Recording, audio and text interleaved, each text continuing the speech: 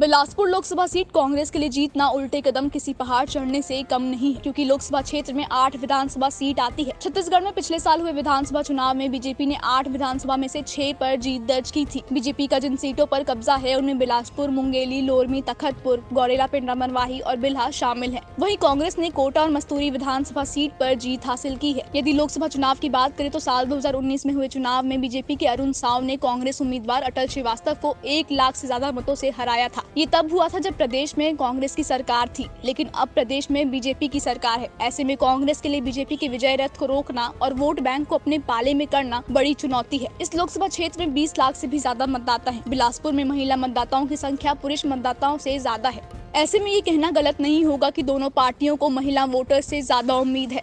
BJP ने पिछले बार की तरह ही इस बार भी लोरमी विधानसभा से ही लोकसभा उम्मीदवार का चुनाव करते हुए चुनावी मैदान में तोखन साहू को उतारा है। वहीं कांग्रेस ने भिलाई नगर विधायक देवेंद्र यादव को चुनाव में बिलासपुर सीट जीतने का जिम्मा सौंपा है। आइए जानते हैं 2024 लोकसभा चुनाव में क्या है बड़े मुद्दे। बिलासपुर लोकसभा सीट के अंतर्गत मध्य भारत का सबसे बड़ा रेल जोन आता है। कोल ट्रांसपोर्ट का सबसे बड़ा केंद्र बिलासपुर ही है, इसलिए व्यापारिक दृष्टिकोण से बिलासपुर सीट काफी महत्वपूर्ण हो जाती है। विधानसभा चुनाव में जिस तरह से बीजेपी ने कोल स्कैम, महादेव ऐप और राम मंदिर मुद्दे को भुनाया, उससे कहीं न कहीं बीजेपी ने खोई सत्ता वापस पाई है। रही सही कसर महतारी वंदन ने पूरी कर दी है। सरकार बनने के बाद पीएससी घोटाले की जांच, महिलाओं के खाते में 1000 राशि का अंतरण, किसानों को बकाया धान बोनस और यूपीएससी की तर्ज पर पीएससी परीक्षा का पैटर्न तय करने में बीजेपी ने जरा भी देर नहीं की है। वहीं कांग्रेस की बात करें तो केंद्रीय एजेंसियों की कार्रवाई, पार्टी के खाते सीज करने का प्रकरण और इलेक्टोरल बॉन्ड पर चुप्पी साध लेने जैसे मुद्दे को कांग्रेस जनता के बीच लेकर जा रही है। ऐसे में देखना ये होगा कि जनता पर अब भी विधानसभा चुनाव का खुमार है या फिर कांग्रेस के नए प्लान ने जनता के सामने केंद्र सरकार की दूसरी छवि पेश करने में कामयाबी हासिल कर ली है।